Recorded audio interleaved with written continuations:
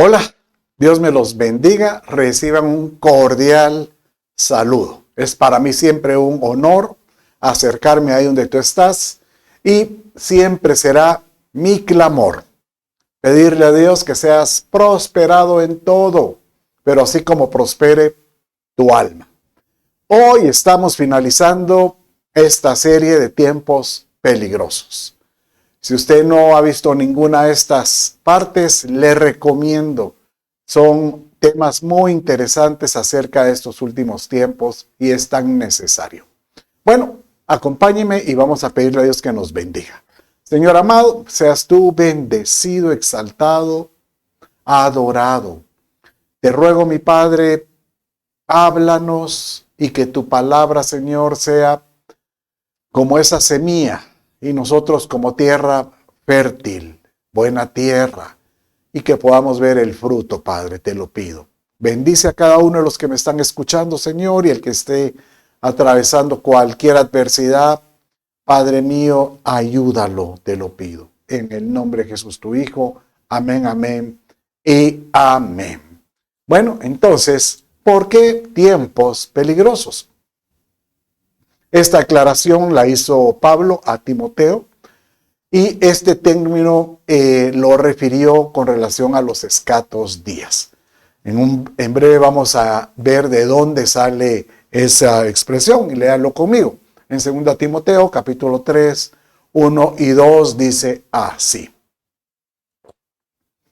También debes saber que en los postreros días, o sea, los días escatos, o sea, los días del final, vendrán tiempos peligrosos. Y ahí empieza a explicar las cualidades de los individuos que van a aparecer en estos tiempos. Pero es curioso porque cuando Pablo le está hablando en los versos, en el capítulo anterior inclusive, él está dándole una referencia acerca de la iglesia, del presente, de la iglesia, pues llamémosle de las personas que componen la iglesia. Entonces, él está haciendo mención que dentro de la misma iglesia se van a levantar personajes con características muy significativas y muy importantes. ¿Por qué pensamos que tiene que ver con estos últimos tiempos?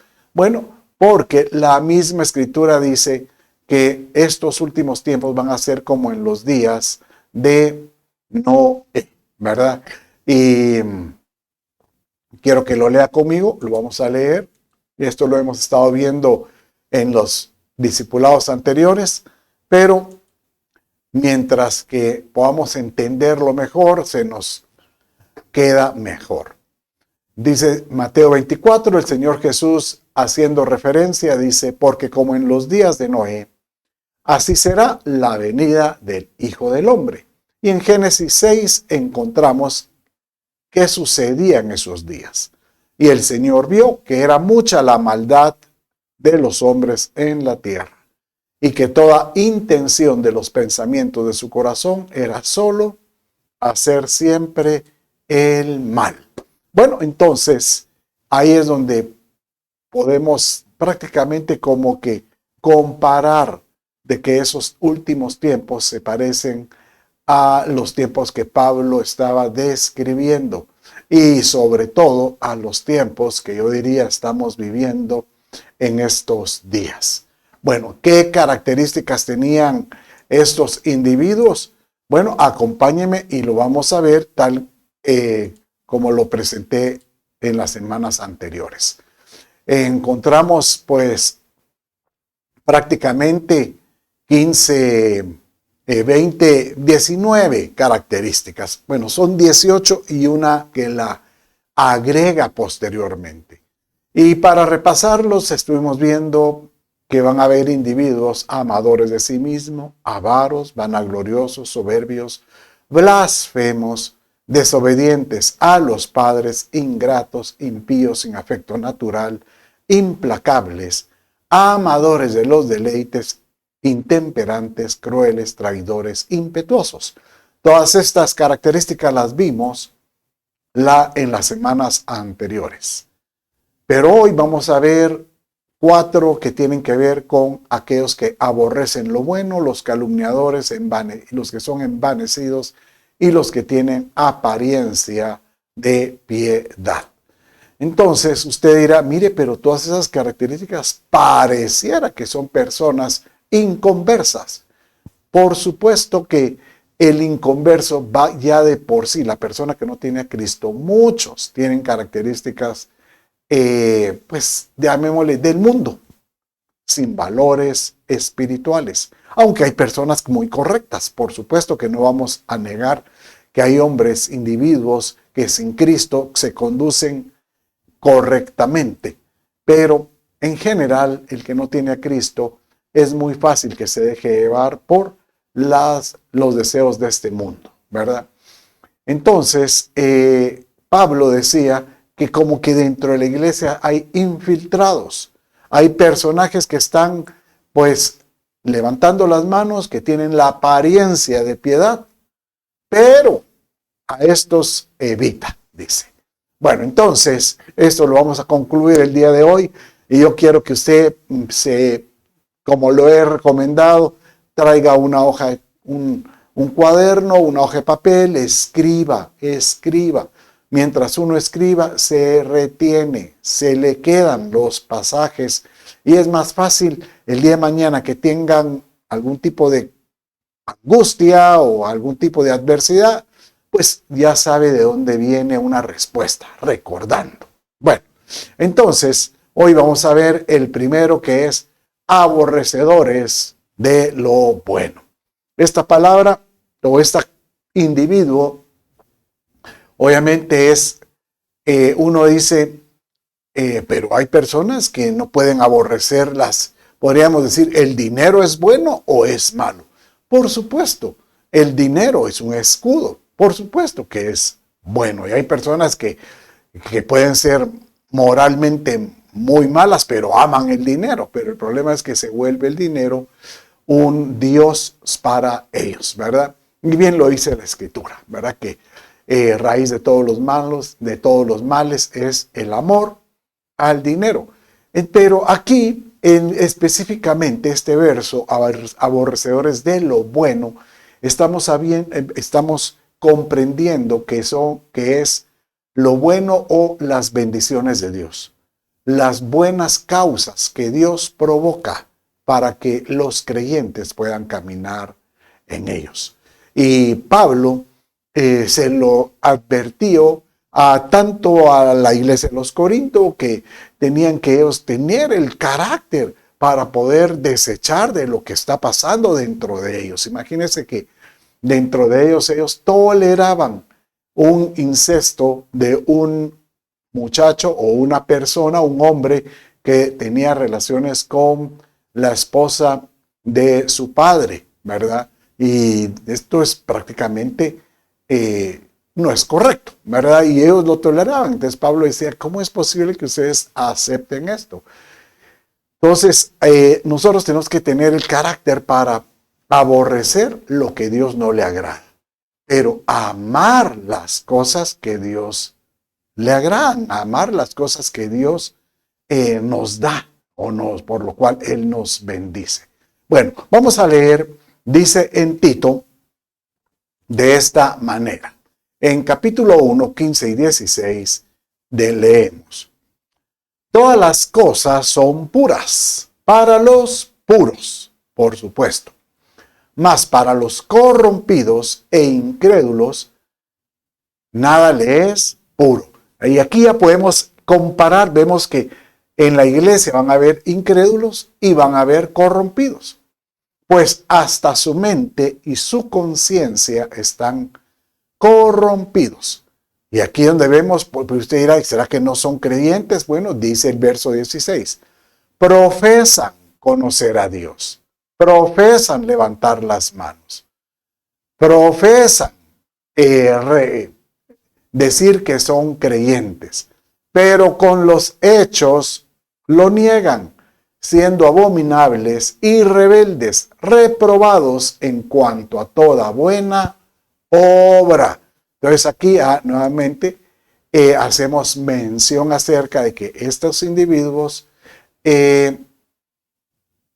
aunque aprenden a hacer lo que Dios quiere, no lo hacen de corazón.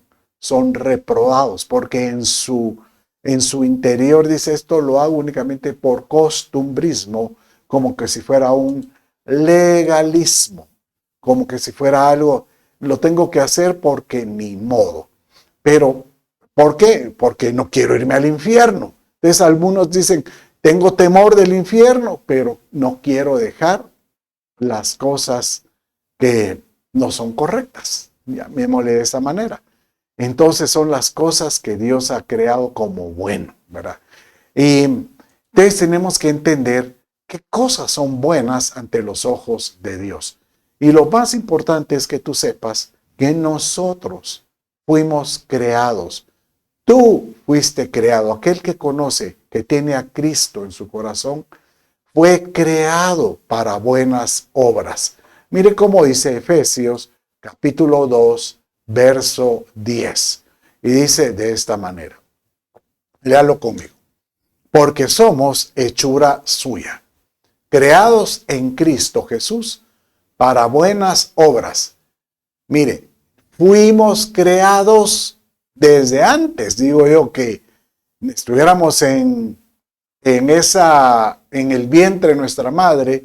El Señor ya nos creó para buenas obras. Dice, las cuales Dios preparó de antemano para que anduviésemos en ellas. O sea que todo aquel creyente fue diseñado para hacer buenas obras, para hacer las obras que el Padre nos demanda.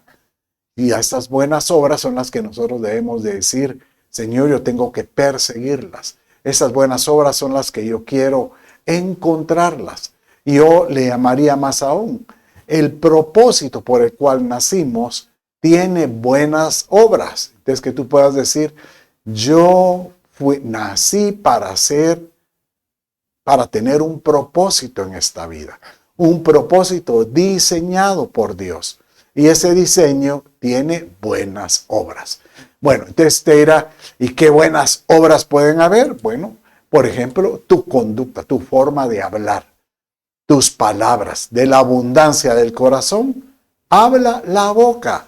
Entonces Dios te dice, es cierto, tú puedes tener una conversación, pero recuerda que las malas conversaciones corrompen las buenas costumbres, dice Pablo.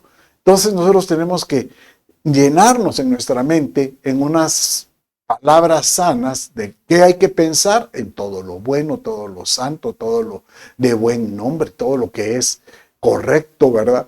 ¿Por qué? Porque de eso se abunda en el corazón y de eso empezamos a recitar con nuestras palabras. Dice Efesios capítulo 4, 29, léalo conmigo. Ninguna palabra corrompida, casi como diría, malas palabras, mentiras, agresivas, salga de vuestra boca, sino la que sea buena. Otra vez, ¿qué son las cosas buenas?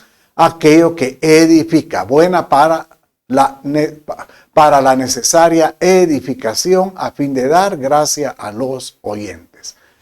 Que tú te conviertas en un personaje que tu hablar sea deleitoso, dice el Proverbio, capítulo 4.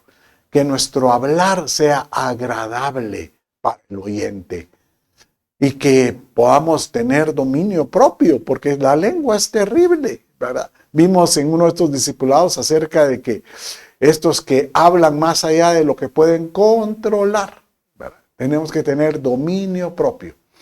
¿Y cómo gira eso? De lo que tú almacenes. ¿Qué almacenes en lo que tú lees, lo que tú oyes? Y eso se almacena en tu mente y ahí baja el corazón porque se vuelve parte de ti.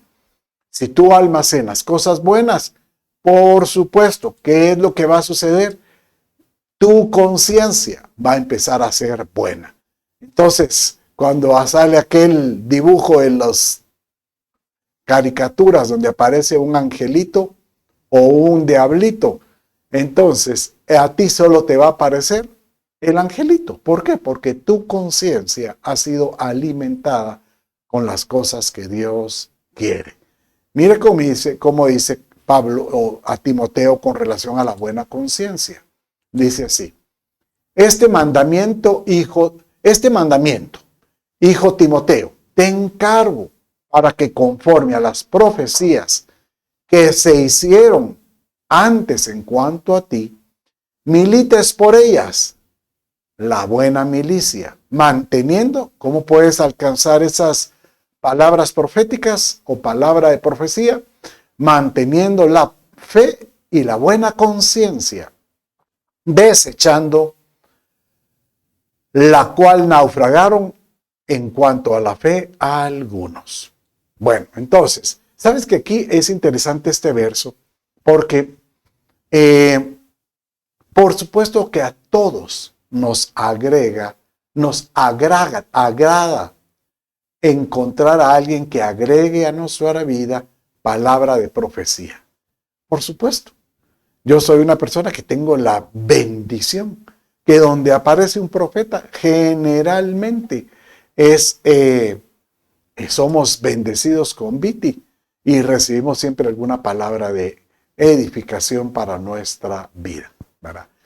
Pero dice este verso que leímos que aquel que ha recibido una palabra de profecía se milita, ¿verdad?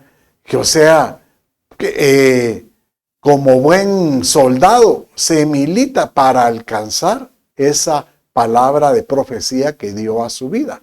O sea que si el Señor te dice, yo te veo que vas a ser prosperado, tú vas a militarmente creer y te vas a mantener firme diciendo, yo voy a ser prosperado. ¿Y cómo funciona eso? Bueno, por la fe y por la buena conciencia. Porque si tu conciencia ha sido limpia, depurada de malos pensamientos, ten por seguro que tú vas a querer siempre caminar conforme a lo que la palabra de Dios dice. Pastor, ¿cómo le hago? Me dirá alguno. Yo no tengo profeta que me hable. Bueno, no tienes que ir corriendo a un profeta. La palabra profética más segura es la escritura, así lo dice Pedro. O sea que tú quieres oír palabra de Dios que declare tu futuro, lee la Biblia, lee la escritura. Y cada vez que tú te llenas de promesas, solo camina atrás de ellas. Y eso es como militarmente decir, yo creo esa palabra a mi vida. Y eso es amar lo bueno, ¿verdad? Bueno, miremos ahora otra característica de estos últimos tiempos o de los tiempos peligrosos. Y se van a levantar calumniadores. Bueno, esta palabra que aparece aquí, calumniador, sabe que en el original griego es una palabra que dice, el griego es diabolos, diabolos. En otras palabras, ellos comparan que el que se vuelve calumniador tiene la misma influencia, llamémosle, como que el diablo hace.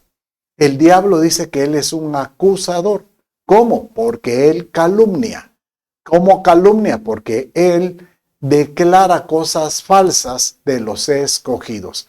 Y esto lo encontramos en varios partes de la Escritura. Vaya conmigo y vamos a leer en Apocalipsis, capítulo 12, en el verso 10 y 11. Póngale atención. Entonces oí una gran voz en el cielo que decía, ahora ha venido la salvación, el poder y el reino de nuestro Dios y la autoridad de su Cristo, porque ha sido lanzado, oiga esto, porque ha sido lanzado fuera el acusador de nuestros hermanos, es Satanás, el diablo, Dios lo reprenda, el que los acusaba, el que los calumniaba delante de nuestro Dios día y noche con falsos testimonios. Y ellos le han vencido por medio de la sangre del Cordero y de la palabra del testimonio de ellos, y menospreciaron sus vidas hasta la muerte. O sea que aquí está hablando de personas que estuvieron dispuestos a dar su vida porque cayeron presa de una falsa acusación, pero se levantaron firmes, porque el diablo eso es lo que quiere. Realmente el diablo viene a matar, robar y destruir. Por eso es que cuando en la tentación aparece el Señor Jesucristo, el calumniador o el tentador utilizó palabras y él trató de engañar a Jesús utilizando la escritura. Y eso es lo que sucede, que a veces uno se puede volver calumniador. Calumniador es aquel que levanta juicio contra alguna persona.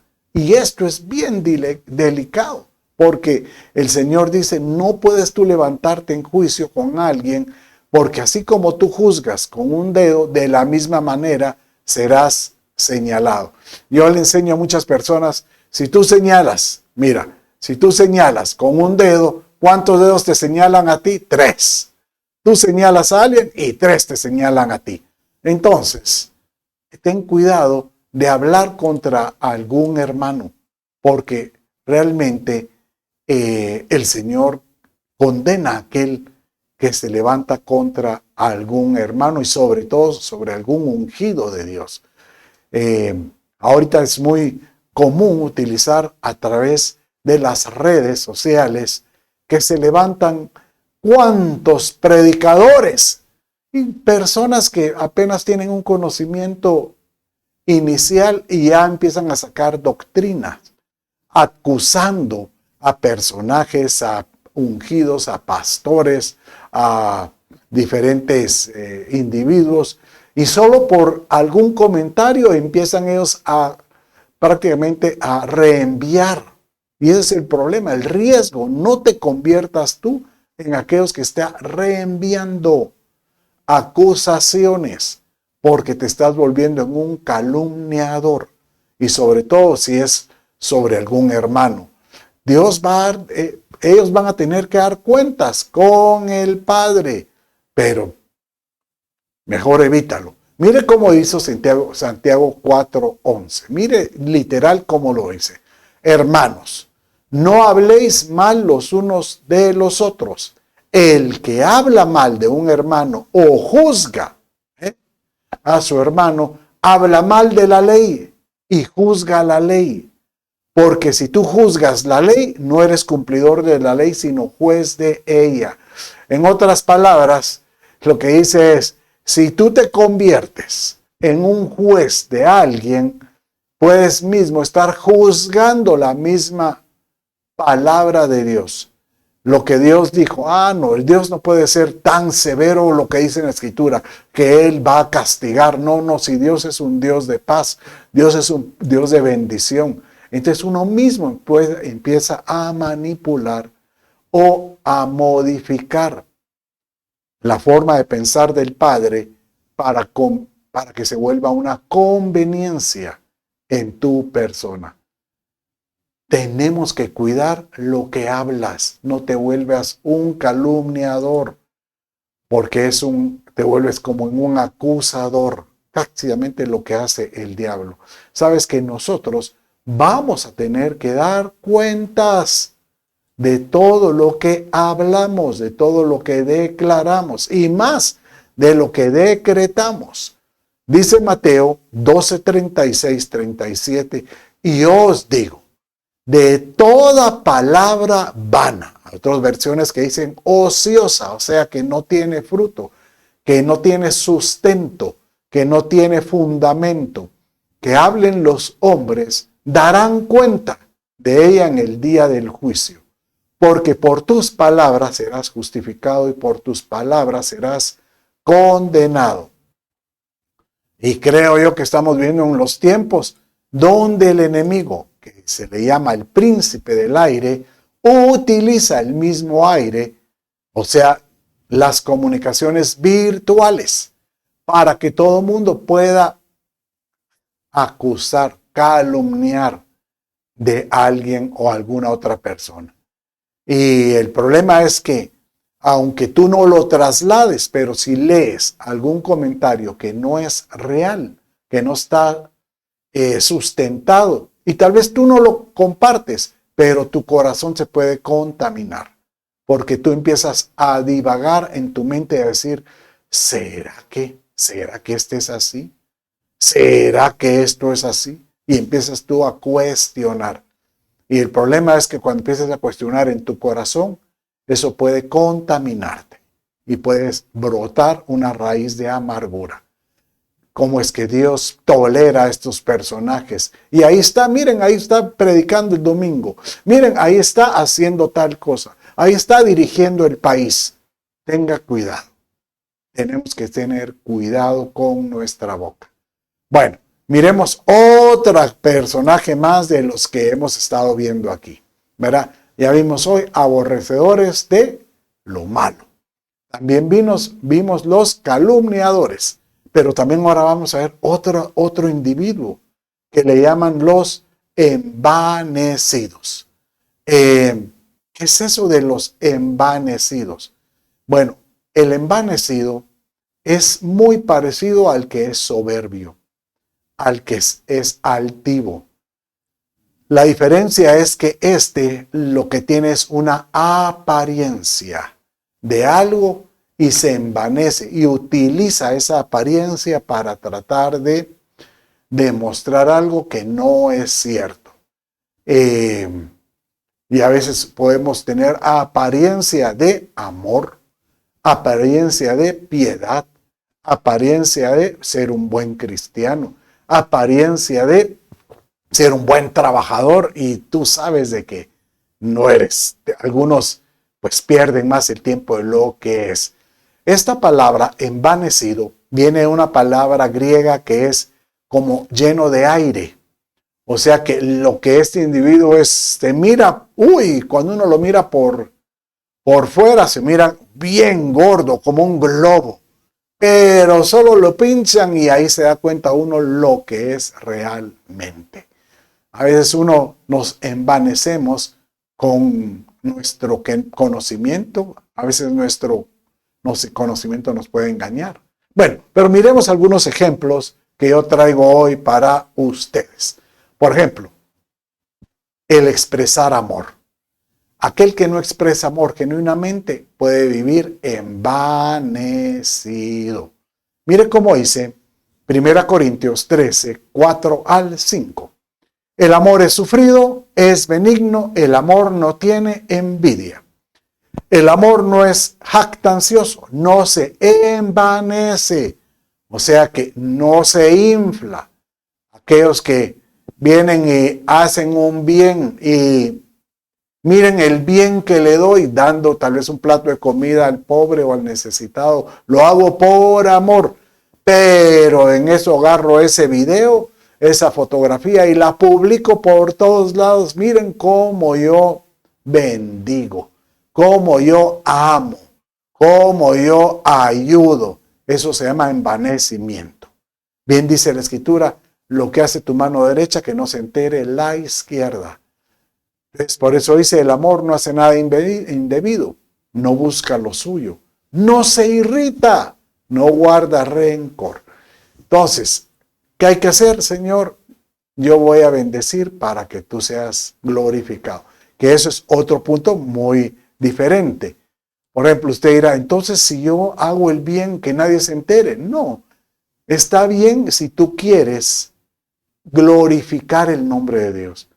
Dios vino y tú puedes decir, yo este plato de comida que estoy dando, o este juguete, o esta obra de beneficencia, lo hago porque Dios es glorificado. Dios se ha dado a conocer. Por medio de esto, tú puedes tomar el mismo ejemplo y llevar un plato de comida a alguien más, presentándole la verdad acerca del Evangelio y presentándoles un plan de salvación. Y de esa manera, pues ya no te conviertes en alguien que quiere únicamente demostrar lo que hace, ¿verdad? Pablo, con esto del envanecimiento, escribió varios versos. Y él decía, ¿saben ustedes que la religiosidad, el legalismo, a veces nos convertimos tan espirituales que olvidamos que nuestra espiritualidad puede pasarse llevando a alguna persona? Leamos este verso muy interesante acerca del envanecimiento con relación a tu liturgia en base a tu conocimiento escritural. Léalo conmigo. En 1 Corintios 8, 1 al 3, dice de esta manera: en cuanto a lo sacrificado a los ídolos, usted, ¿qué es eso? Ahorita voy a explicar. Sabemos que todos tenemos conocimiento. El conocimiento envanece, pero el amor edifica. Y si alguno se imagina, imagínense cómo dice, si alguno se imagina que es muy religioso, muy teólogo, que sabe algo, aún no sabe nada como debe saberlo. Pero si alguno ama a Dios, es conocido por él. Entonces, este ejemplo que Pablo lo utiliza con relación a, en esa época, pues existía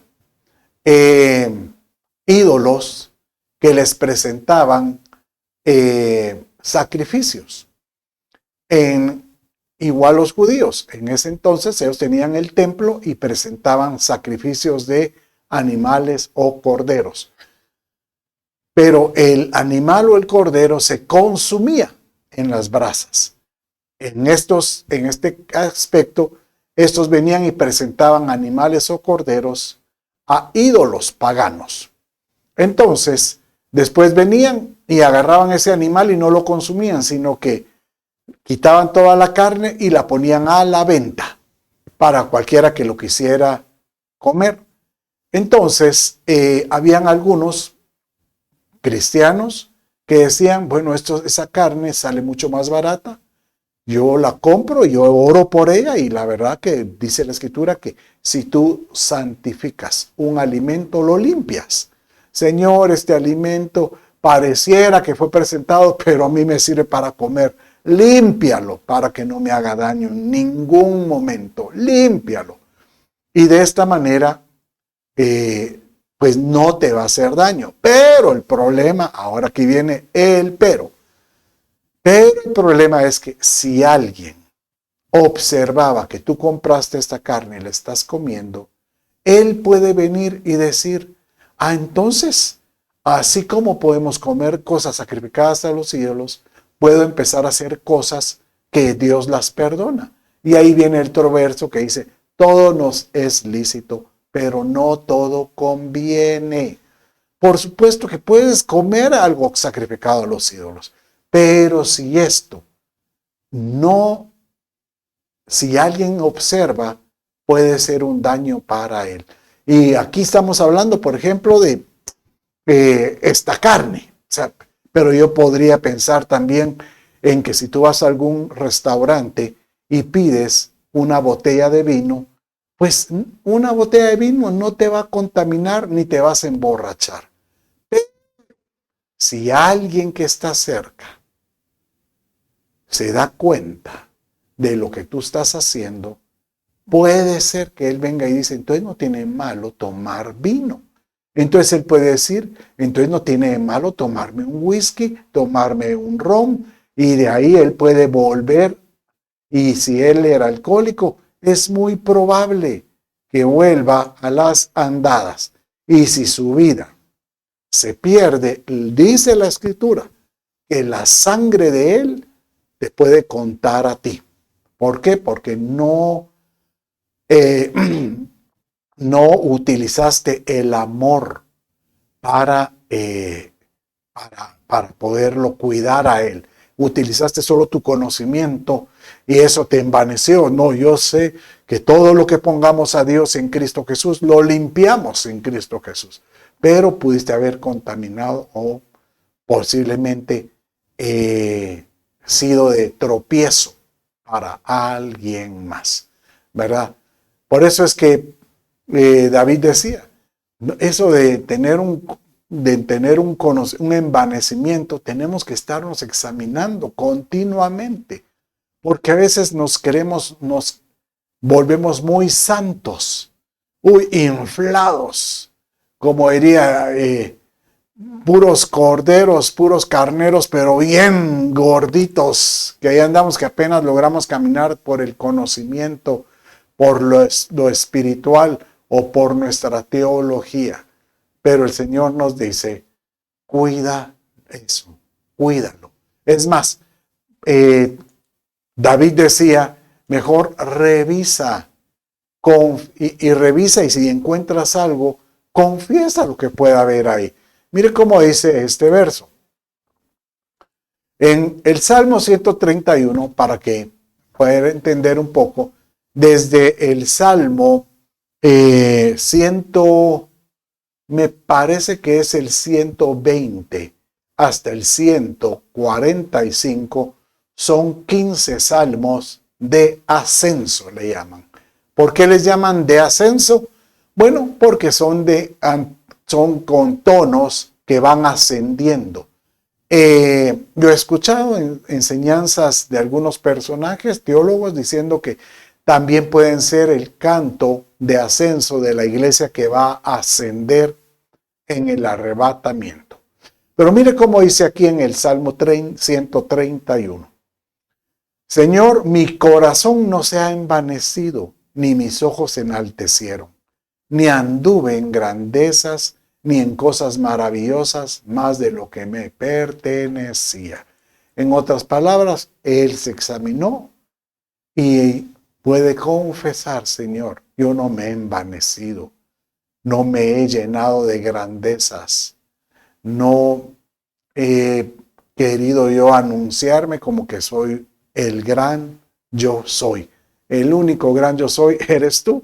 Por eso decía el Señor, y cuando digas quién eres, yo soy, le decía a Moisés, para que tú declares que el Señor es el que merece toda la gloria, toda la honra y toda la alabanza, ¿verdad? Bueno, ya estamos por finalizar y vamos a ver ahorita nuestra última característica de estas cualidades. En otras palabras, en el listado aparecen 18, pero versos posteriores, Pablo viene y él complementa y dice, de estos que acabas de leer, estos 18, todos estos prácticamente le dice a Pablo, son de la iglesia, son del grupo, son de donde te congregas. Muchos están ahí metidos, solo ten cuidado. Bien, y por eso él dice, si encuentras a alguien así, pues mejor evítalo, te puedes contaminar o ayúdalo, ¿verdad? Ayúdalo a salir de su error. Creo que nosotros podemos ser de bendición al que aquel está en algún error. Entonces viene Pablo y le dice de esta manera a Timoteo, estos tienen apariencia de piedad, le dice. ¿Dónde aparece eso? Bueno, en 1 Timoteo, capítulo 3, verso 4 ya, y ahí lo encontramos. ¿Qué es eso de tener apariencia? Bueno, el Señor Jesús también batalló fuerte con estos que tenían apariencia de piedad. Y estos eran con los religiosos de la época. Él les decía, estos que debieran de llevar al pueblo al arrepentimiento, estos que debieran de acercar al pueblo a Dios, más lo alejan, poniéndoles cargas imposibles de llevar. Mire cómo dice Mateo 7:15, dice de esta manera. Guardaos de los falsos profetas, que vienen a vosotros con vestidos de ovejas, pero por dentro son lobos rapaces. Queriendo, interesante, ¿verdad? Porque ¿qué utiliza un profeta? Y uno a veces, digamos, anda buscando uno profeta para que me diga mi destino. Pero en estos últimos tiempos tenemos que tener cuidado porque dice que se levantarán falsos profetas y falsos maestros. Y a estos hay que cuidarse, dice. Bueno, mire cómo dice Mateo 7, 23, 27. Con este grupo de personas. Ay de vosotros, escribas y fariseos, hipócritas, porque sois semejantes a sepulcros blanqueados, que por fuera a la verdad se muestran hermosos, mas por dentro están llenos de huesos, de muertos y de toda inmundicia. En otras palabras, está diciendo, pues, apariencia de piedad. Y supuestamente ellos tenían que tener deberían de haber sido el ejemplo. Ahora tú dirás, entonces ahora no hay que creer en pastores. No, al contrario. Tú tienes que estar orando por tu pastor para que sea guardado de todo tipo de ataque del diablo con alguno de estos aspectos. Tu líder igual, con aquellos que están, o que tú sabes que trabajan, yo te ruego, ora por mí para que seamos guardados en todo sentido, ¿verdad? Y de esta manera que nuestro corazón sea genuino delante de Dios. En otras palabras, que tengamos una veneración genuina ante Dios. El Señor mismo advertía, y esto lo encontramos en el Antiguo Testamento. Dijo entonces el Señor, por cuanto este pueblo se me acerca con sus palabras y me honra con sus labios, pero se aleja de mí de su corazón, y su veneración hacia mí es solo una tradición. Mire cómo dice, aprendida de memoria. Dice Isaías 29:13. Levantan las manos, pero su corazón está lejos de mí, ¿verdad? Señor, que podamos ser nosotros individuos que amemos ser correctos delante de ti. Ahí donde estás, yo te quiero pedir, cierra tus ojos y pídele al Padre de esta manera. Dios mío, dilo, Dios mío, hoy te pido que Jesús sea mi Señor y mi Salvador. Perdona mis pecados, dame la vida eterna. Espíritu Santo, lléname y aleja de mí toda cualidad que no te agrada, oh Dios, en estos tiempos peligrosos. Padre, yo bendigo a todo aquel que ha estado acompañándome en este discipulado. Bendice su vida, sosténlo, levántalo, fortalécelo y que se convierta siempre en un ejemplo para los demás. Todo esto lo pido en el nombre de Jesús, tu Hijo. Amén, amén y amén. Dios me los bendiga.